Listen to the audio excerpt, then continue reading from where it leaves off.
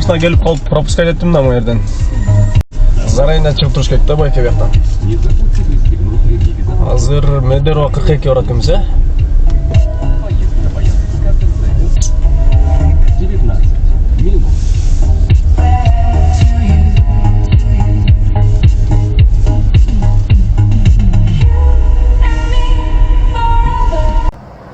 Ошентип коюлган точкадан 10 метр астында болуп калганым үчүн байке рейтингимдин көтүнө суу куюп кетти. Ийгиликтүү түрдө. Кече состояние автомобиля деп бирөө жаман оценка койгон экен, бир ошондон 88ге түшкөн 92ден. Кече ошол байке коюп 88ден 488ден 482ге түшүп калды. Молодец байке, ошондой темпте продолжайте. Бирөөгө мындай адилетсиздик болуп эсептелет да бул.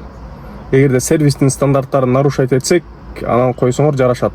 Андай жакшынакай эле айтып түшүндүрүп жана кылганга алындай нерсеге негизи оценка койгон болбойт. Негизи сакал койгон мындай таксыр эле байке экен да, бирок нар жагынан адеп ахлакты мындай жүрүм турумду өздөрү билишпейт. Сүннөт кийингенди билишет, сүннөт деп ойлошот, жана пакистандыктар, арабтар кийген кийимди кийип алып, анан ошол сүннөт деп ошону эле билет, анан тамакты жегенде оң колу менен жеш керек дегенди билет, башка нерсени изучать эткен эмес динденчи. Жамаат, эгерде силер өзүңөргө ишеничтүү такса парк издеп жаткан болсоңуздар, мен силерге эксперт паркты сунуштайм. Бул парк көп жылдан бери иштегендиктен өзүнүн айдоочуларына коопсуздукту жана туруктуулукту кепилдикке берет. Парктын комиссиясы суткасына 55 эле сом төлөп коюп, каалаган количествода, каалаган суммага заказ кылып берсеңер болот. Бул туруктуу иштегендерге өтө сонун. Кийинки варианттары подработка кылгандарга жана грузовой тарифинде иштегендерге жакшы болот. Пайдалуу. Бул ар бир заказдан 4 сомдон же ар бир заказдан 2%. Круглосуточная техническая поддержка жана круглосуточный акчаңарды каалаган банкка, каалаган убакта чыгарып алсаңыздар болот. Анан силер регистрация кылып, фотоконтролдон ийгиликтүү өткөндөн кийин силерге балансыңарга 100 сом салып берет. Анан эксперт парктын дүйнө жүзү боюнча иштеген рефералдык программасы бар, досуңду чакыр деген. Досуңду чакырасың, досуң сенин атыңдан келген болсо, сага 1000 сом салып берет. Ошондуктан эксперт паркка кошулгула жана өзүңөрдүн кирешеңерди көтөргүлө. Байланышуу жолдорун экранга калтырып коем жана описанияда да ссылкалар бар. Ассаламу алейкум жамаат. Бүгүн суббота, күнгө саат 10-дон 2 өттү. Бүгүн күндүз деле иштедим. Түштөн кийин чыгып. Анан азыр шамдан кийин жумуштарды бүтүрүп алып, анан кайра шашпай линияга чыктым. 10-дон 2 өттү, эми көрөбүз. Мындан ары түнкү жумуш кандай болот экен. Сменанын аягында результаттарын баарын айтып коем. Клиенттер менен кандай учурлар болот, кандай ситуациялар болот, байкап көрөбүз. Суббота эс алуу күнү негизи жумуш жакшы болуш керек, коэффициент жакшы болуш керек. Бирок азыр ВБ такси пайда болгондон бери Яндексте коэффициент анча деле эмес деп күтүлөт быйыл.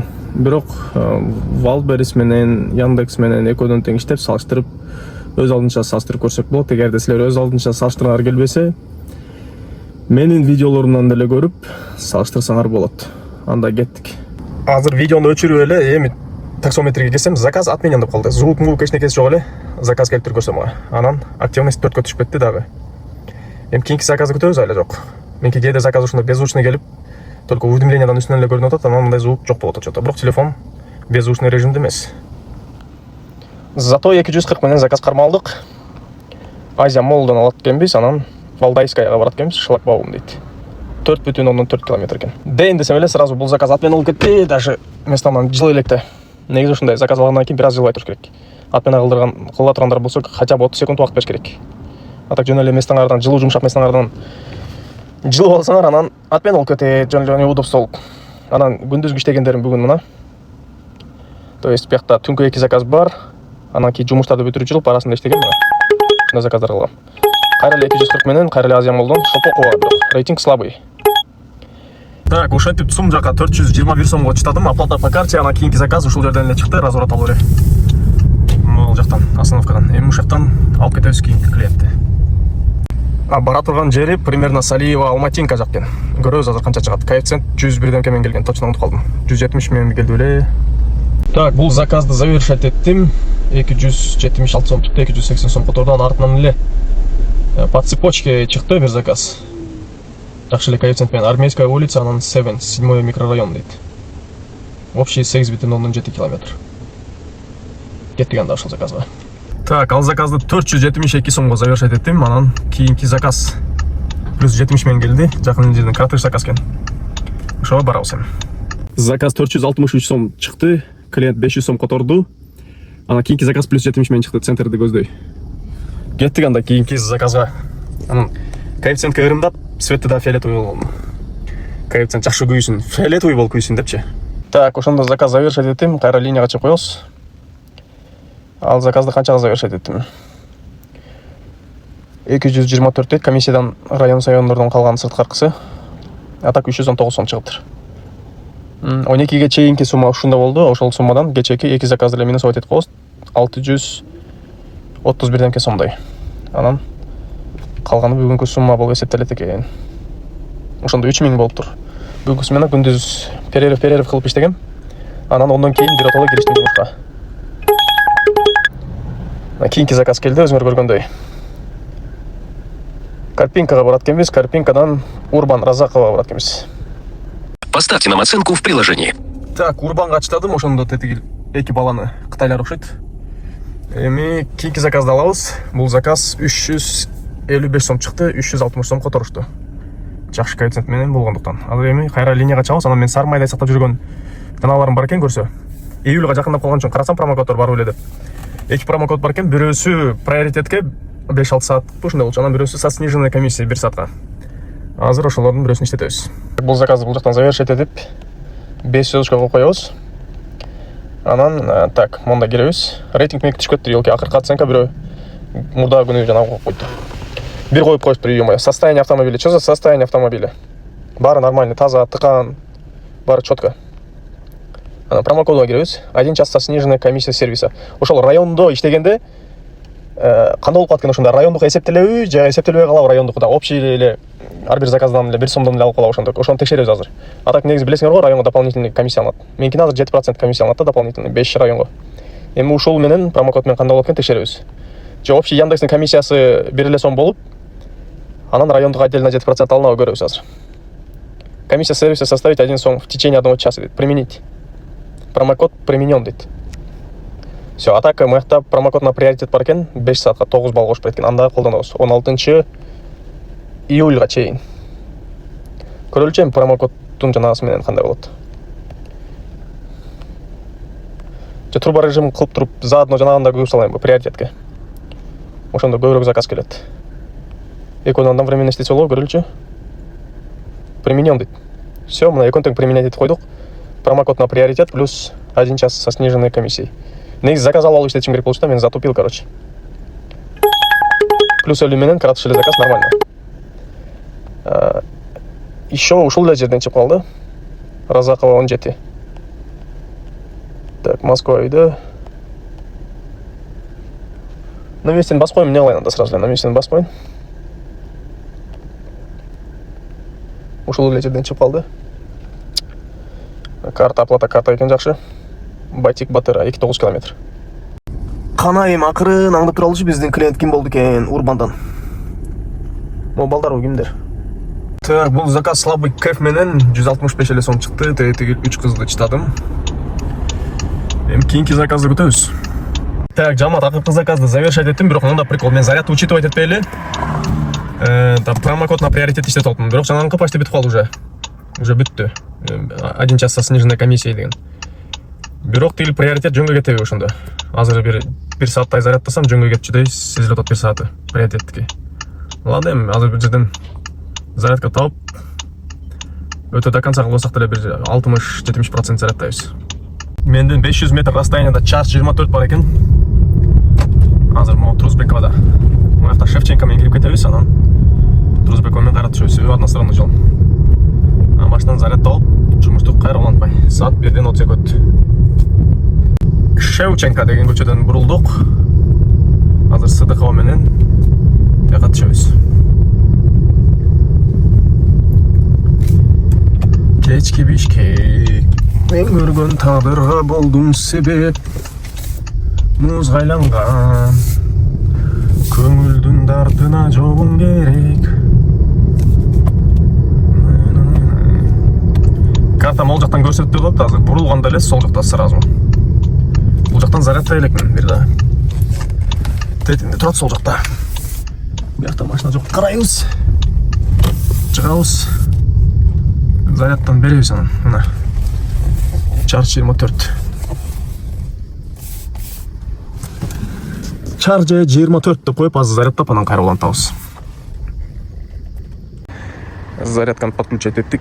Мурдагысында кайсын зарядкасы эле? Spark болчу.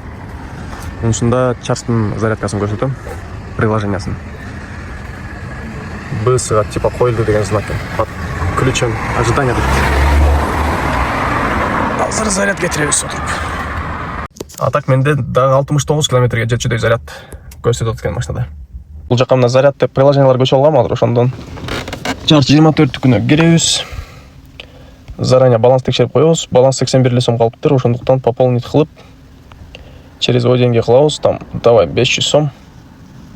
Бул жакта номер жаз дейт. Номер жазабыз. Бакта чек келет ой деңгейге. Оплата кылып коебуз. Счет келет дегендей. Сафарин жабабыз. Оплата прошла успешно. 581 сом болуп калды эми. Так, эми списокко киребиз. Меники канчанчы экен? 3 экен. 3-тү тандайбыз. Начинается деген басабыз. Начать зарядку. Азыр машинада канча заряд калган точносын көрөбүз. Азыр 2 палочкадан азыраак 11% калган да. Байкап көрөлүчү, заряд башталды. 17% заряд калган экен.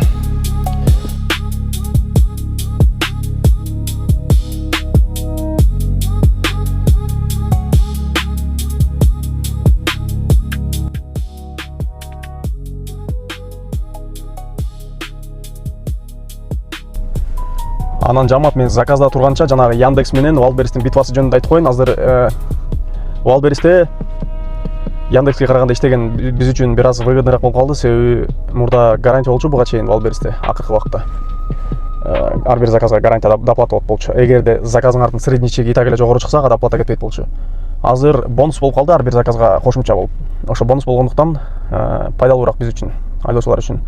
Пайдалуураак, себеби 26-30 заказдык целдерди аткарып койгон болсоңор 7000, 8000 кошумча төлөп берет. Клиенттерден алган суммадан сырткары. Клиенттерден 30 заказга канча сом? Бир 4000 иштесеңер, дагы кошумча 7-8000 бонус алып берсе, бул аябай эле сонун да. Бирок Wildberries'те иштеш үчүн железный болуш керек, нервиңер. Отменалар деле көп болот, анан кээде подачасы алысыраак чыгып калат. Бирок акыркы моментте подачасын максимально 3 км радиустан бере турган кылып койду. Ал жакшы жаңылык. Ошол. Эгерде неудобстволоруна чыдап, приложениясына көнүп, чыдап, нервиңер жакшыраак, стресске устойчивыйраак болсоңор, Wildberries'те иштеген именно азыркы моментте удобныйраак акча жагынан, то есть. Яндексте иштеген биз көнүп калган болгон үчүн Яндексте иштеген комфортно, бирок Wildberries'те иштеген акча жагынан бизге выгодныйраак болуп калат. Анан силер азыр таксометримди көрүп жанагы слабый иштеп атат деп ойлосоңор керек. Жакшы эле иштеп атам, себеби Wildberries'те деле иштеп атам, анан Яндексте деле. Яндексте иштегенде деле мен эки парк менен иштешем, ошол эки парк менен бир күн тиякта, бир күн биякта болуп ошондой. Анан мен машинамды ички салонун обзор кыла кетсек, мына подлокотниктер бар, жөнөкөй эле подлокотник суу койгон. Анан артыңкы эшиктеринде колонка жок, мына только передний эшиктеринде эле колонка болот экен.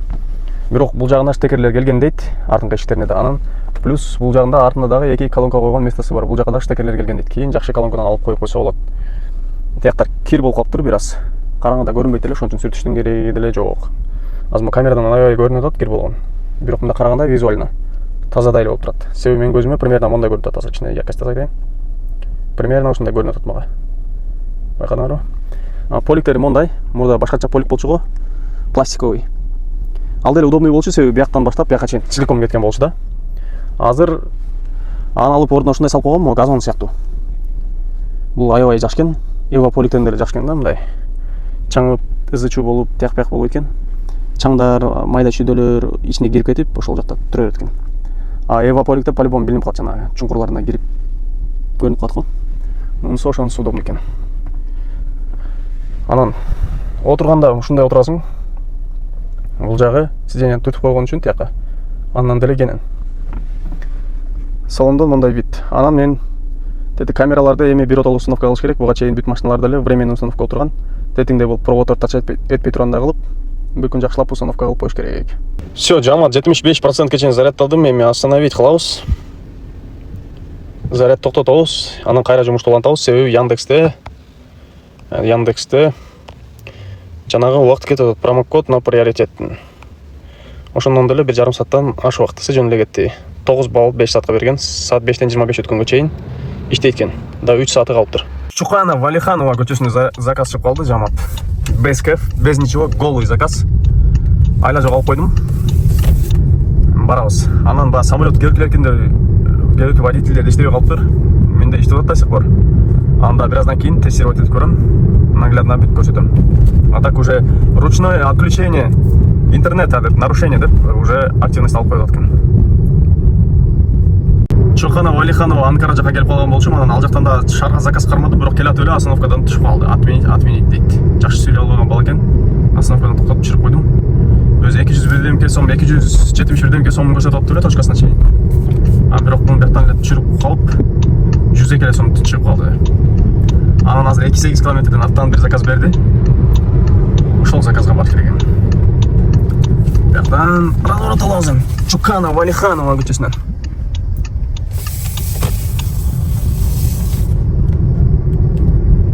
Азыр техподдержкадан келген промокод менен кошулуп 57 эле болот экен. Мурда итак 63 менен жүрчү постоянночу. Платина рейтинг выше 4.9 болуп, азыр чода түшүп кетти приоритет. Табышалиева дейт. В приложении. Так, жамаат ошентип кезектеги заказды завершать этип салдык. Эми не кылсам? По пути домой басам по ходу. Сапарыбыз карыды по ходу дела.